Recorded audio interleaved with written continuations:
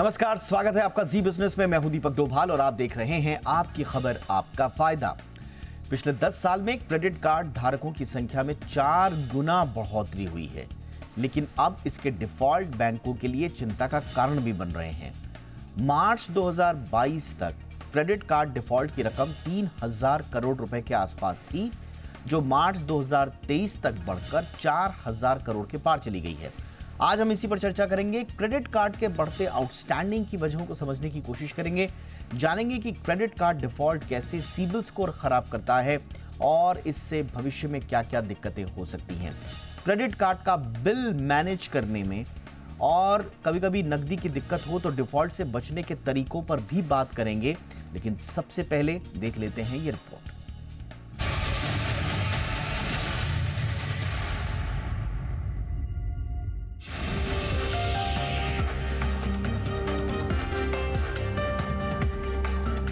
पिछले कुछ साल में देश में क्रेडिट कार्ड का इस्तेमाल तेजी से बढ़ा है। पिछले 10 साल के दौरान इसके इस्तेमाल में करीब 4 गुना बढ़ोतरी हुई है। लेकिन जिस तेजी से क्रेडिट कार्ड धारकों की संख्या बढ़ी है, उतनी ही तेजी से इसके डिफॉल्ट के मामले भी बढ़े हैं। सरकार के मुताबिक मार्च 2022 तक क्रेडिट कार्ड में ग्रॉस नॉन परफॉर्मिंग एसेट यानी कि GNPA का आंकड़ा 3,122 करोड़ रुपए था, जो मार्च 2023 तक बढ़कर 4,072 करोड़ रुपए हो गया है। क्रेडिट कार्ड एक तरह से ऐसे लोन हैं जो अनसिक्योर्ड होते हैं और इसके डिफॉल्ट होने पर इसे रिकवर करना बैंकों के लिए टेढ़ी खीर होती है, क्योंकि क्रेडिट कार्ड के एवज में बैंक के पास कोई गारंटी नहीं होती।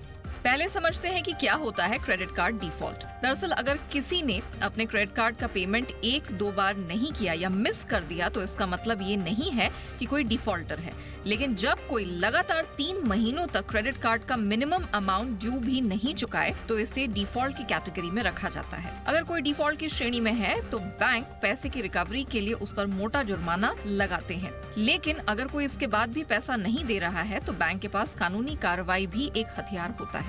बैंक डिफॉल्टर के खिलाफ केस कर सकती है। आंकड़ों के मुताबिक इस साल जनवरी में देश में करीब 8.25 करोड़ एक्टिव क्रेडिट कार्ड धारक थे, जो इस साल अप्रैल तक बढ़कर 8 करोड़ 65 लाख हो गए हैं। क्रेडिट कार्ड धारकों की बढ़ती तादाद के साथ साथ इसका औसत खर्च भी बढ़कर 16,000 के आंकड़े को पार कर चुका है। क्रेडिट कार्ड के बढ़ते चलन का ही नतीजा है कि लेन देन में UPI के बाद यह पेमेंट का दूसरा सबसे ज्यादा इस्तेमाल होने वाला साधन बन चुका है। अभी क्रेडिट कार्ड जारी करने के मामले में पहले नंबर पर प्राइवेट सेक्टर का HDFC बैंक है।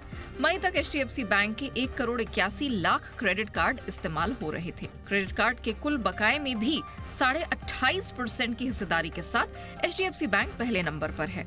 मई तक के आंकड़ों के मुताबिक 1 crore 71 lakh active credit card के साथ SBI कार्ड दूसरे नंबर पर है।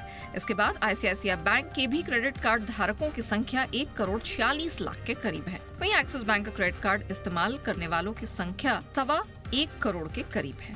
फिलहाल तो क्रेडिट कार्ड मुश्किल घड़ी में लेन देन का एक बड़ा जरिया है। इसका इस्तेमाल और इसका पेमेंट सही समय पर करके इसके फायदे उठाए जा सकते हैं। अगर सोच समझकर इसका इस्तेमाल हो तो डिफॉल्ट की नौबत ही नहीं आएगी। ये बात हर एक क्रेडिट कार्ड धारक को समझनी होगी, वरना कब कोई इसके मकड़ जाल में फंस जाए पता ही नहीं चलेगा।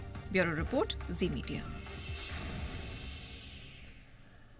बहुत ही खास मेहमान आज की चर्चा में हमारे साथ जुड़ रहे हैं पंकज मठपाल जी, जो कि MD हैं ऑप्टिमा मनी के। पंकज जी, बहुत बहुत स्वागत है। और हमारे साथ है मुकेश गुप्ता साहब, सर्टिफाइड फाइनेंशियल प्लानर भी हैं। बहुत बहुत स्वागत है गुप्ता सर आपका भी हमारे शो पर। मठपाल जी, चर्चा की शुरुआत आपसे ही।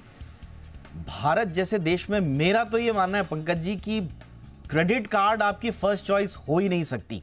मैं मिडिल क्लास की बात कर रहा हूं। ये क्रेडिट कार्ड जो है ना, किसी न किसी रूप में आप तक पहुंचाया जाता है, ऐसा माहौल बना दिया जाता है। फोन कर करके स्टेशन पे चले जाइए तो वहां पर घेर लेंगे, ऑफिस आ जाइए तो वहां घेर लेंगे, फोन से घेर लेंगे। मतलब क्रेडिट कार्ड तो ऐसा है ही नहीं कि आपकी फर्स्ट चॉइस है। लेकिन जब ये आपके हाथ में आता है, असली कहानी तब शुरू होती है। और ये कहानी का रिफ्लेक्शन हमको दिख रहा है बढ़ते डिफॉल्ट से। ये कैसे बचे सर? कितना जरूरी है money management of credit card को समझना?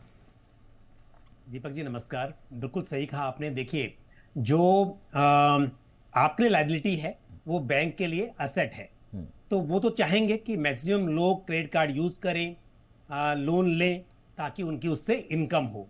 और जैसा आपने कहा अभी कि क्रेडिट कार्ड लेना नहीं चाहते, उससे ज्यादा बैंक्स आपको देना चाहते हैं। और होता यह है कि जैसे ही आपका सैलरी अकाउंट खुलता है, उसी के साथ आपको क्रेडिट कार्ड दे दिया जाता है। उसके अलावा बहुत सारे को ब्रांडेड कार्ड्स, जहां पर आपको कुछ लालच दिया जाता है कि यदि आप उस को ब्रांडेड कार्ड से शॉपिंग करते हैं, वो ई कॉमर्स के साथ में को ब्रांडेड हो सकता है, वो एयरलाइंस के साथ या इवन आईआरसीटीसी के साथ भी को ब्रांडेड कार्ड्स मिलते हैं। तो जो लोग उस तरह की सर्विस यूज करते हैं, वो रिवार्ड पॉइंट्स के लालच में या फिर डिस्काउंट के लालच में अक्सर क्रेडिट कार्ड का इस्तेमाल करते हैं, क्रेडिट कार्ड अप्लाई करते हैं, लेते हैं और उसका इस्तेमाल भी करते हैं। लेकिन कई बार ये भूल जाते हैं कि पैसा भी पे करना है और अपनी क्षमता से ज्यादा उस पर खर्च कर देते हैं, और फिर जो हम बात कर रहे हैं कि मकर जाल बनता है, ये उसका नतीजा है। बिल्कुल, यही तो है, यही तो समझना है कि इसको कैसे बचना है।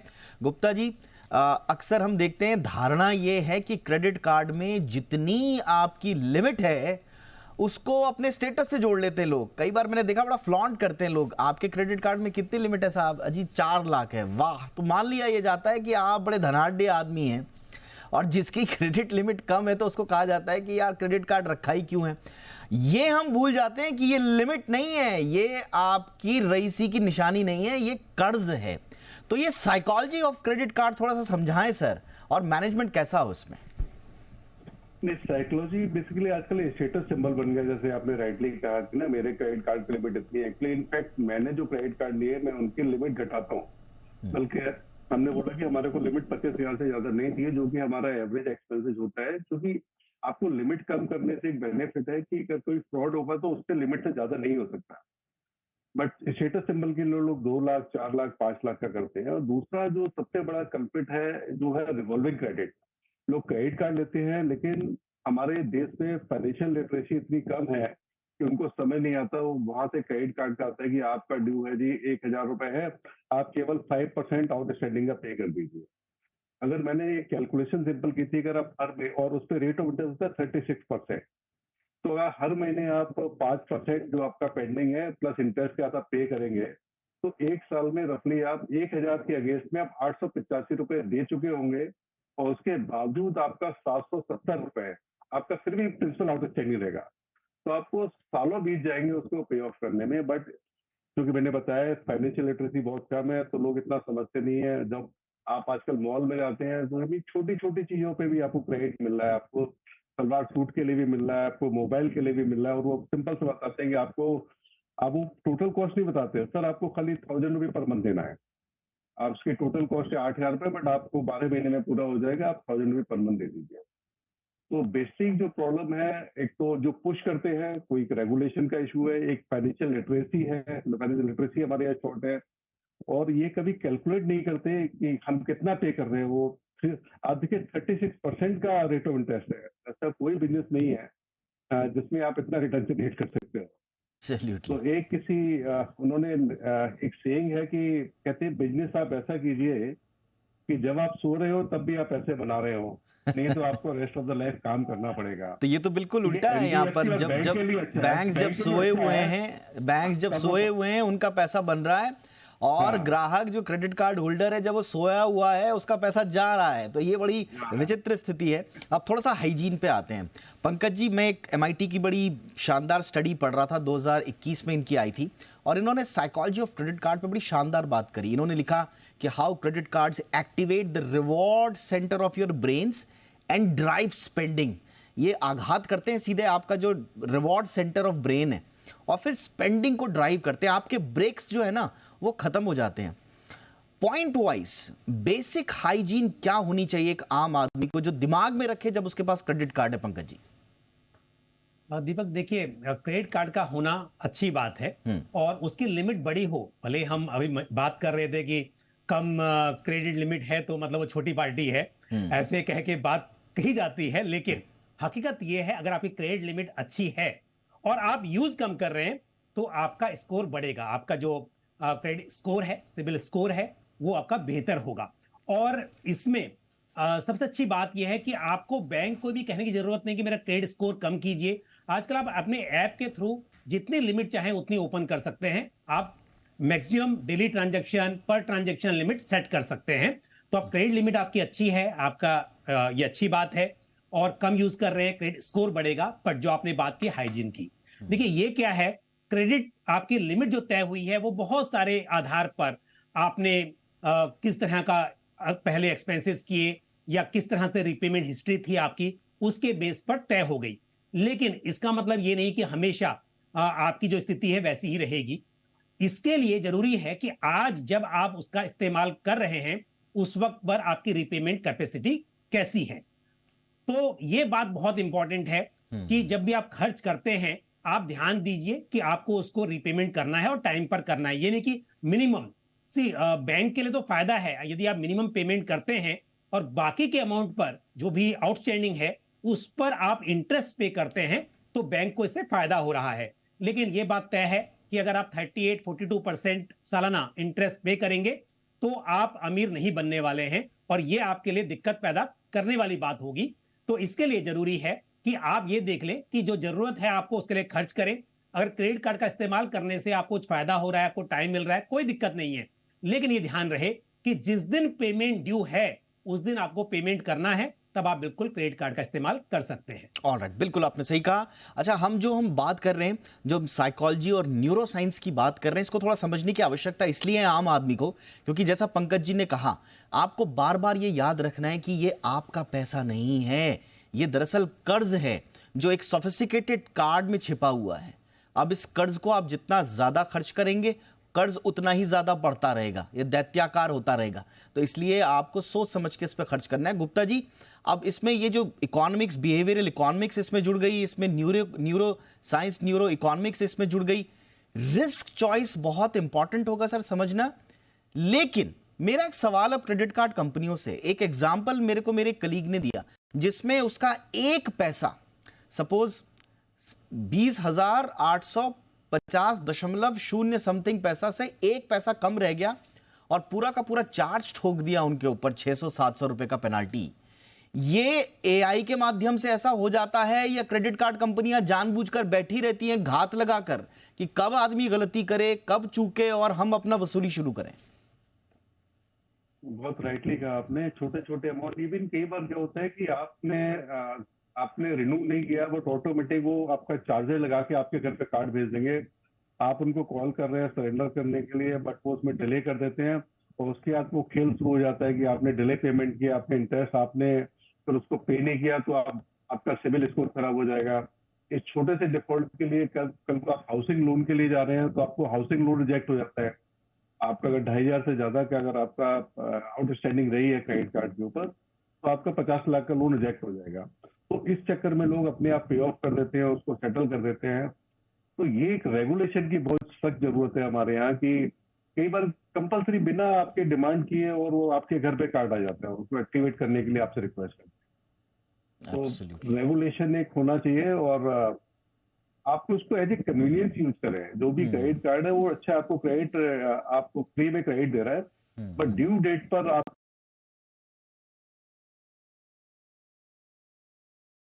स्ट्रक्चर करें कि आपको कभी मिस ना हो पेमेंट। आप ऑटो पे में भी उसको कर सकते हैं और आप अपनी लिमिट में फिक्स कर सकते हैं। एब्सोल्युटली। और जैसा हम बात कर ही रहे हैं, छोटे से ब्रेक के लिए मैं यहाँ रुक रहा हूँ, जैसा कि हम बात कर ही रहे हैं, जैसे पंकज जी ने भी कहा कि भाई ये बहुत सहूलियत भी है। वाकई में ये बदलता जो फाइनेंशियल रिवॉल्यूशन है हमारे देश की, इनफैक्ट पूरी दुनिया की, उसमें क्रेडिट कार्ड जैसी अवधारणाओं की बड़ी महत्वपूर्ण भूमिका रही है। लेकिन यहाँ पर सेल्फ कंट्रोल बड़ा इंपॉर्टेंट है, कंज्यूमर बिहेवियर इसमें आ जाता है, टाइम डिस्काउंटिंग इसमें आ जाती है। एक तरह से जैसा इंटरनेट का एडिक्शन है, जैसा सोशल मीडिया का एडिक्शन है, कई मर्तबा क्रेडिट कार्ड का एडिक्शन आ जाता है लोगों को। जब तक वो लिमिट दिख रही होती है उनको दिखता है कि पूरी दुनिया के उत्पाद उन्हीं के लिए हैं और उनको लेने की क्षमता उनमें है जब तक जेब में क्रेडिट कार्ड है।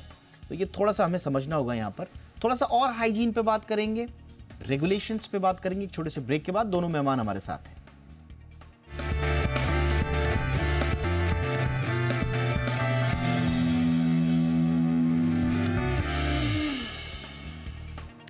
ब्रेक के बाद आपका स्वागत है। तो क्रेडिट कार्ड का मकड़जाल हम इसलिए कह रहे हैं क्योंकि पार्लियामेंट में सरकार की तरफ से जो जवाब आया उसके मुताबिक जो क्रेडिट कार्ड के डिफॉल्ट्स हैं वो 4,000 करोड़ के पार हो गए हैं।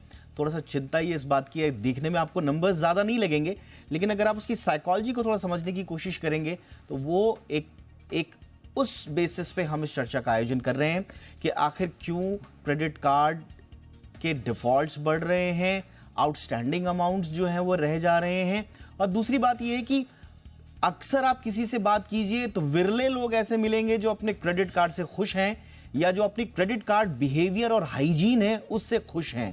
तो इस पर इसीलिए हम आज बात कर रहे हैं। पंकज जी, फाइनेंशियल मैनेजमेंट तो बिगाड़ ही देता है अगर आपने थोड़ा बहुत क्रेडिट कार्ड का इस्तेमाल ढंग से नहीं किया, लेकिन ये अननेसेसरी स्ट्रेस भी आपके ऊपर डालता है। तो ये दरअसल मेंटल हेल्थ से भी जुड़ा हुआ इश्यू हो जाता है आपका। जरा बताएं क्या क्या कर सकते हैं, क्योंकि कई बार सीबिल, कई बार थर्ड पार्टी रिकवरी एजेंट्स, ये बहुत सारी प्रॉब्लम्स आती हैं जो बेचारे आम लोग झेलते हैं। क्या करना चाहिए ऐसे में, बेसिक चीजें क्या ध्यान में रखनी चाहिए? दीपक जी, मैं ये बात बताऊं कि क्या करना चाहिए उससे पहले एक बात की, हम जब बात करते हैं हमेशा हम क्रेडिट कार्ड को यही मान के चलते हैं कि ये खराब चीज है। ऐसा नहीं है। देखो, मैं भी क्रेडिट कार्ड यूज करता हूं, लेकिन कभी मैंने पेमेंट लेट नहीं किया, कभी इंटरेस्ट पे नहीं किया। और मुझे ऐसा लगता है कि क्रेडिट कार्ड आपका एक अच्छा दोस्त हो सकता है। आप कैश कैरी नहीं करते, हालांकि आप तो यूपीआई भी है और बाकी फैसिलिटीज भी हैं, बट स्टिल देखा जाए तो आपके पास एक क्रेडिट लिमिट है। आपके पास जितना पैसा है उससे ज्यादा खर्च करने की आपकी ताकत है। तो क्रेडिट कार्ड का इस्तेमाल अगर सही ढंग से हो तो ये काफी हेल्पफुल भी हो सकता है। और हमने जो बात की थी रिवार्ड पॉइंट्स वगैरह की, उसका भी अगर आप इस्तेमाल करें तो वो भी आपके लिए फायदेमंद होता है। आपको टाइम मिलता है, आप यूज करते हो, 50 डेज में पेमेंट करते हो, तो डेफिनेटली आपका जो पैसा है वो इंटरेस्ट अर्न कर रहा है और यहाँ पे आपको क्रेडिट मिल रहा है। लेकिन ये तभी संभव है जब आप उसका इस्तेमाल ठीक से कर सके, आपको अपने ऊपर कंट्रोल हो, वो बहुत जरूरी है।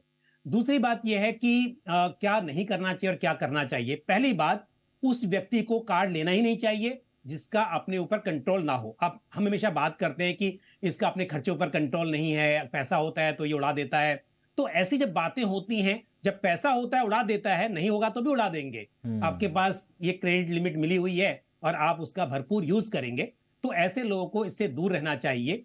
दूसरी बात यह है, जो लोग भी कार्ड रखते हैं उन्हें हो सके तो क्योंकि आजकल आपके पास में ऑप्शन है कि मिनिमम पेमेंट जो है, ऑटो पेमेंट का ऑप्शन, कि आपके बैंक अकाउंट से उतना अमाउंट तो डेबिट हो ही जाएगा और आप चाहे तो पूरा आउटस्टैंडिंग जो है वो भी आपकी डेबिट हो सकती है। ये इंस्ट्रक्शन आप दे सकते हैं ताकि बाय मिस्टेक भी आपके आउटस्टैंडिंग ना रहे। ड्यू डेट पर आपका जो पेमेंट है वो अकाउंट से ऑटोमेटिकली कट जाए, तो ये गलती नहीं होगी। तीसरी बात ये है कि ऐसे लोग जो ये अफोर्ड नहीं कर सकते कि वो पूरा अमाउंट या फिर मिनिमम अमाउंट जो है उनके अकाउंट से ऑटोमेटिक कटे, तो फिर आप जब भी खर्च करते हैं ये ध्यान रखें कि कैश खर्च करना थोड़ा डिफिकल्ट होता है, क्रेडिट कार्ड के जरिए खर्च करना आसान हो जाता है। आपको उस वक्त ज्यादा एहसास नहीं होता साइकोलॉजिकली। आप यदि खर्च करने गए थे, 2000 रुपए खर्च करने थे, आप शायद 4000 खर्च कर देंगे अगर क्रेडिट कार्ड से खर्च कर रहे हैं। तो ये ध्यान रखिए कि हमेशा अपने आप को कंट्रोल कीजिए कि एक समय पर पेमेंट तो आपको ही करना है। तो क्या वो चीज जो आप खरीद रहे हो जरूरी है या नहीं है, और जितने की खरीद रहे हैं क्या उससे कम वाली में आप काम चला सकते हैं। तो इस बात को भी समझना बहुत जरूरी है। अदरवाइज जैसा आपने कहा, एक बार अगर आउटस्टैंडिंग आपके ऊपर इकट्ठा हो गई तो फिर वो इंटरेस्ट पे इंटरेस्ट जुड़ेगा और फिर तो आप डेफिनेटली साइकोलॉजिकली परेशान हो जाएंगे। ऐसा पूरा मतलब आप मानकर चल सकते हैं। देखिए पंकज जी, बहुत अच्छा किया आपने ये बताया। देखिए, ये शो करने का मकसद भी हम बार बार ये कह देंगे, देखिए ये हम नहीं कह रहे कतई, जैसा पंकज जी ने कहा, बहुत अच्छी बात बोली कि क्रेडिट कार्ड आपका एक बहुत अच्छा दोस्त भी हो सकता है। इनफैक्ट इस देश में आम लोगों की परचेस पावर बढ़ाने में, बहुत फाइनेंशियल इंक्लूजन लाने में क्रेडिट कार्ड का बहुत बड़ा योगदान रहा है और ये आगे भी बढ़ते रहना चाहिए। लेकिन इसमें जो हम कह रहे हैं कि जो कंज्यूमर का मोमेंट ऑफ परचेज होता है, उसमें जो बाय डिसीजन होता है, उसकी जो पावर को जो कई गुना बढ़ा देता है क्रेडिट कार्ड, क्योंकि आपके पास एक प्लेजर आप कहिए, रिवॉर्ड कहिए या एंटिसिपेशन ऑफ प्लेजर कहिए, वो उसका जो क्राइसिस है वो खत्म हो जाता है और आप बोलते हैं कि आप मेरे पास पैसा है। लेकिन हाँ, हाइजीन का ध्यान रखना बड़ा जरूरी है। गुप्ता जी, एक आम आदमी जो मेंटल स्ट्रेस में फंसा हुआ है वो तो ठीक है, लेकिन सीबिल स्कोर पर आगे जाकर कई तरह के प्रॉब्लम्स आ जाती हैं और फिर आगे का पूरा डेट, पूरा पैसे की आवाजाही रुक जाती है। एक आम आदमी के लिए बड़ा इंपॉर्टेंट हो जाता है। ऐसे में वो कभी उसका सीबिल स्कोर खराब ना हो, वो इस तरह के फाइनेंशियल ट्रैप में ना फंसे, उसके लिए आप क्या सलाह देंगे सर? देखिए, सबसे पहले क्रेडिट कार्ड की जरूरत क्यों पड़ती है? अगर आपके छोटे एक्सपेंस है, एक इमरजेंसी फंड रखिए। इमरजेंसी फंड बहुत जरूरी है। हमारे कई बार हमें इमरजेंसी फंड नहीं है, तभी हम क्रेडिट कार्ड जरूरत कर रहे हैं। उसको स्मार्टली यूज कीजिए। उसका जो क्रेडिट टाइम है उसमें आप विद इन दैट पीरियड आप कर दीजिए। और कई बार लोगों को स्टॉक हो गया। आजकल मैं कुछ लोगों से मिलता हूँ कि मेरे पास 12 कार्ड है, मेरे पास 15 कार्ड है, मैं एक कार्ड को दूसरे से रोल ओवर कर देता हूँ। मतलब ये भी एक स्टेटस बन गया कि मैं इतने सारे का हूँ, मेरे को इतने पॉइंट मिल जाते हैं, मेरे को एयरपोर्ट लाउंज फैसिलिटी मिल जाती है। अगर आप सारा रियलाइज करेंगे तो आप एक्चुअल इतना यूज नहीं करते हैं जितना आप एनुअल फीस में या बाकी चीजों में पे कर रहे हैं। तो उससे बचना चाहिए कि आपको जो रिवार्ड है, जो बेनिफिट है, वो इतना ज्यादा नहीं है। बट आप छोटे पॉइंट्स और लॉन्ज एक्सेस फैसिलिटी के चक्कर में आप इतना सारा अपने डेट में फंसते जा रहे हैं। रिवॉल्विंग का मैंने बताया था, रिवॉल्विंग क्रेडिट जो यूज करते हैं तो लिव आपको जो मीन्स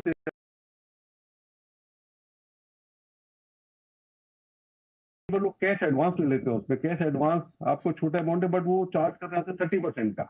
और अगर आप फंस भी गए हैं कि आप मान लीजिए अपना किसी आपके पेमेंट मिस हो गई है, तो आपके और भी मीन्स है। 36% पे पे करने की जरूरत नहीं है।